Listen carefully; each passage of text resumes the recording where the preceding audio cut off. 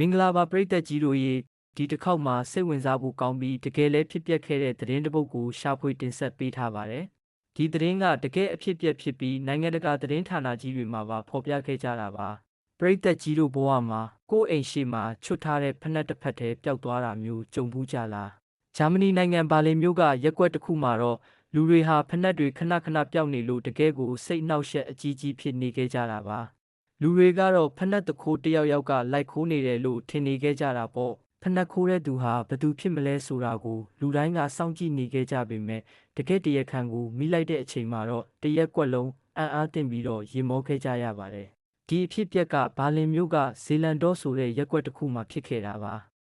အဲ့ဒီမှာနေတဲ့ခရစ်ရှန်မေယာဆိုတဲ့အမျိုးသားတစ်ယောက်ဟာသူ့ရဲ့ဈေးကြီးတဲ့ပြေးခုံပစ်အားကစားဖက်နှက်ပျောက်သွားတာကိုမကျေနပ်လို့ကိုယ်တိုင်စုံထောက်လုပ်ပြီးလိုက်ရှာခဲ့ပါတယ်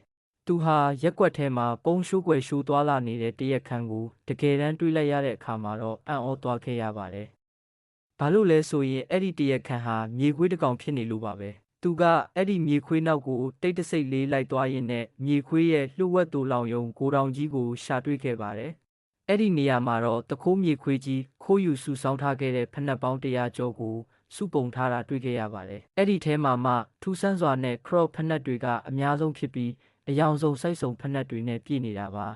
တကယ်ကိုပို့ပြီးတော့ထူးဆန်းအံ့အားသင့်ရတာကတော့ဒီတခိုးမြေခွေးဟာဖက်နှက်တွေကိုကိုက်ဖြတ်ပစ်တာမျိုးမလုပ်ပဲတေးသေးတက်တက်စီစီနဲ့ကိုစုဆောင်းထားတာပါပဲဖက်နှက်ပျောက်သွားတဲ့သူတွေဟာမြေခွေးလေးရဲ့လှုပ်ဝက်တူလောင်ယုံကိုသွားပြီးကိုဖက်နှက်ကိုပြန်ရှာခဲ့ကြရပါတယ်အခုတော့အဲ့ဒီမြေခွေးဟာအင်တာနက်ပေါ်မှာဖက်နှက်ချစ်သူမြေခွေးကြီးအဖြစ်နာမည်ကြီးလို့နေပါတယ်ကဲပရိသတ်ကြီးတို့လည်းကိုဖက်နှက်ပြောက်ရင်လူခိုးတာလိုပဲမထင်လိုက်ကြပါနဲ့အောင်ဒီလိုမြေခွေးလေးတွေလာခိုးတာလည်းဖြစ်နိုင်တယ်ဆိုတာသတိပြုဖို့ပြောကြရင်ဒီနေ့အတွက်သတင်းကိုဒီမှာပဲအဆုံးသတ်လိုက်ပါတယ်